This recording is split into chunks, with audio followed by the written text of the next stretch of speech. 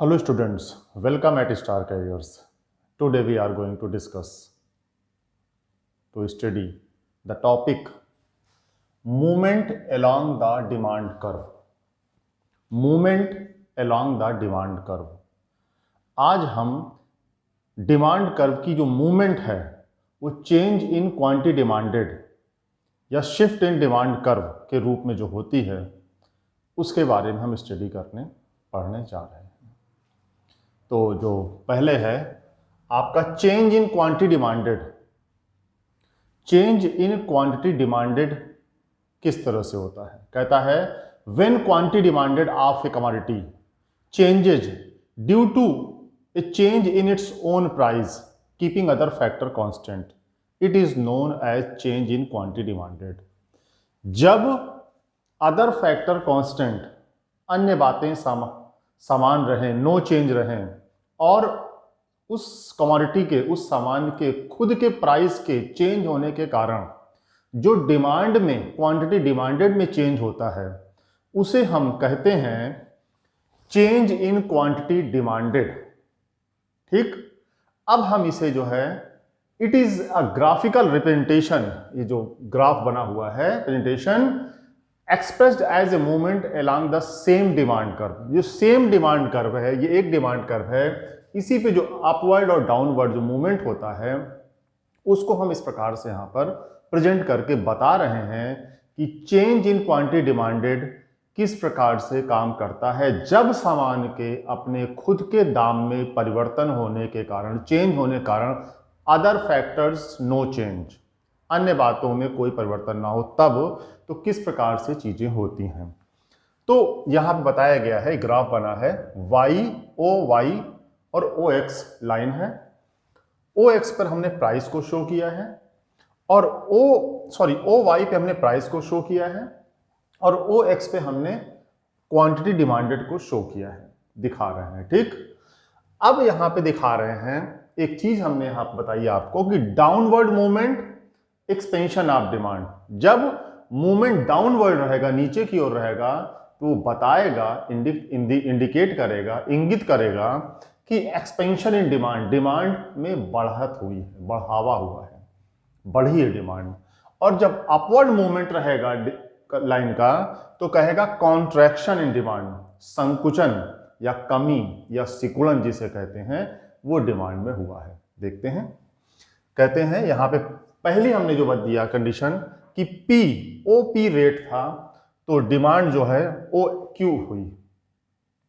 अब जैसा कि हमने बताया है कि डाउनवर्ड मूवमेंट है तो एक्सपेंशन इन डिमांड, अगर ये जो है नीचे की ओर आ रहा है, जैसे यहां पे बना हुआ ये मूवमेंट ये है और ये मूवमेंट ये है, ठीक, इस बिंदु से, ठीक, तो ये मूवमेंट है।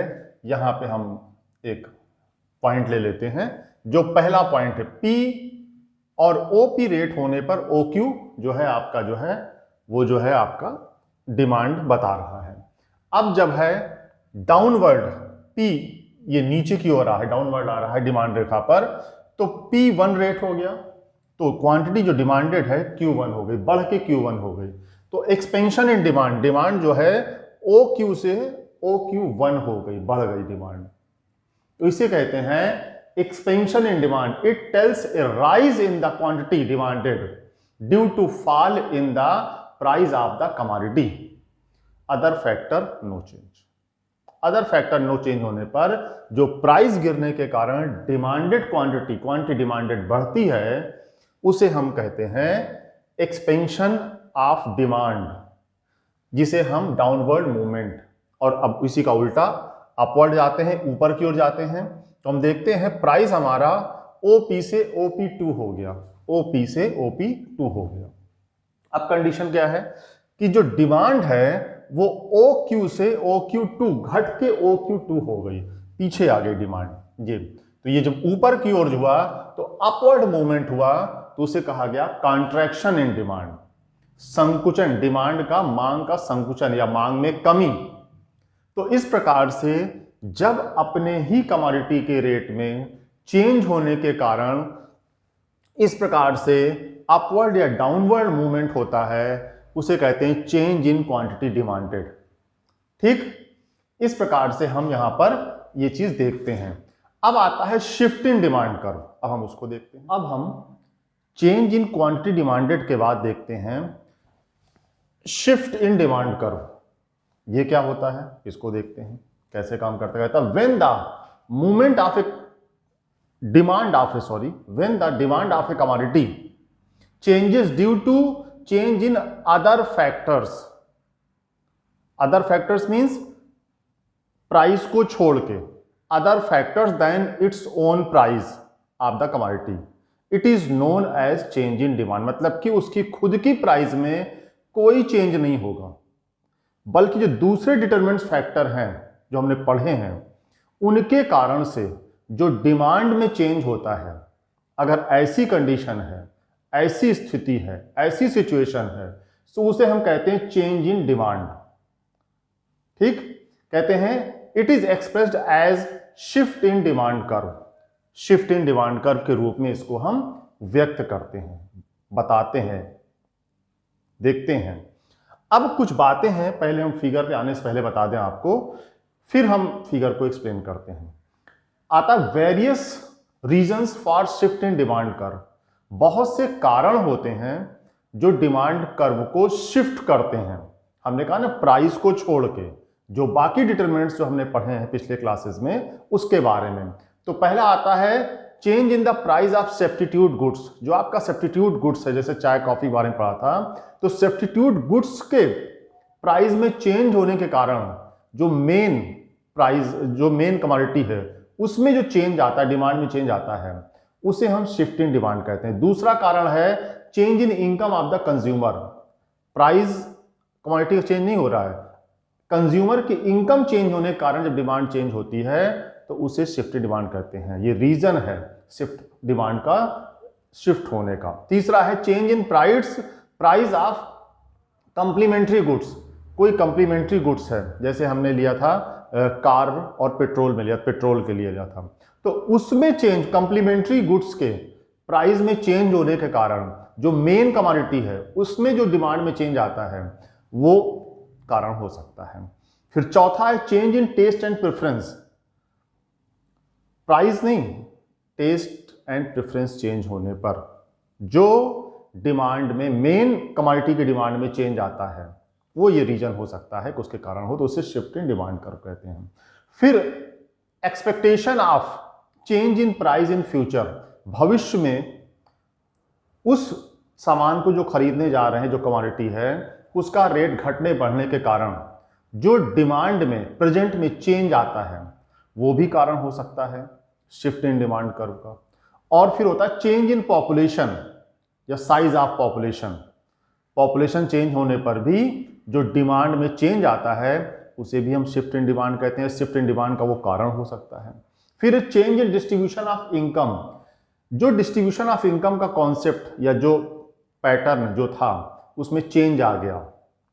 जैसे XYZ तीन लोग हैं, पहले X की आमदनी ज़्यादा थी, अब Y की ज़्यादा हो गई, फिर कुछ दिन बाद Z की ज़्यादा हो गई, तो चेंज हो रहा है। कभी X ज़्यादा कमाता है, कभी Y, कभी Z, कभी X सबसे कम कमाता है, फिर कभी Y, कभी Z।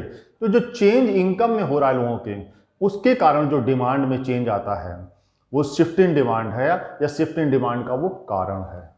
फिर आ गया change in season and weather.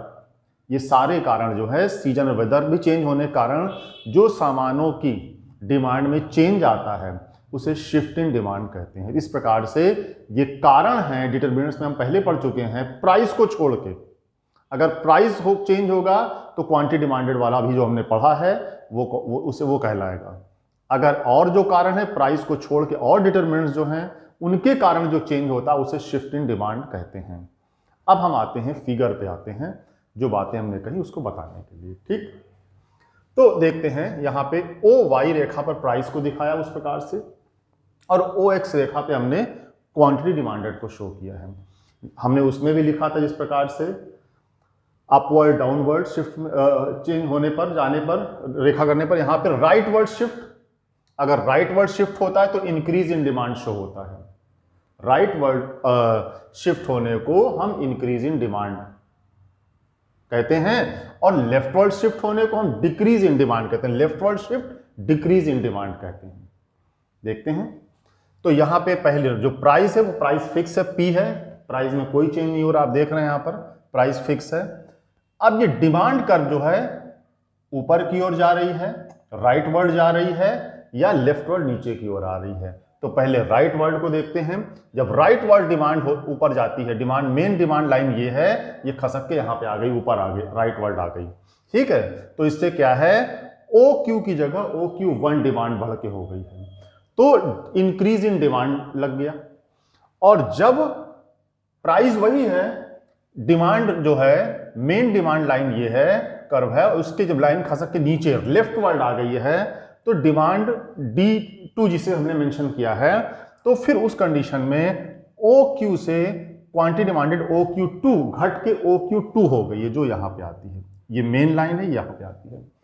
इस प्रकार से जो चेंजेज होता है, जो डिमांड लाइन राइट वर्ड या अपवर्ड आती है, इसे शिफ्ट इन डिमांड कर्व कहते हैं। तो इस प्रकार से यहां पर हमने देखा किस प्रकार से कि क्वांटिटी डिमांडेड, एक हमने देखा चेंज इन क्वांटिटी डिमांडेड, कि अपने ही सामान के रेट में चेंज होने के कारण जब कमोडिटी की डिमांड घटती बढ़ती है, तो उसे कहते हैं change in demanded, change in quantity demanded, अपने खुद के प्राइस के कारण। और अपने प्राइस खुद के जो है ना चेंज होके, बल्कि दूसरे जो डिटरमिनेंट्स हैं उनके कारण जब डिमांड घटती बढ़ती है, तो उसे कहते हैं शिफ्ट इन डिमांड। तो इस प्रकार से हमने ये दो चीजें movement along the demand curve में दो चीजें पढ़ी हैं। पहली पढ़ी हमने चेंज इन क्वांटिटी डिमांडेड, और दूसरी पढ़ी हमने change in demand. Next topic पर हम नेक्स्ट टाइम बात करते हैं।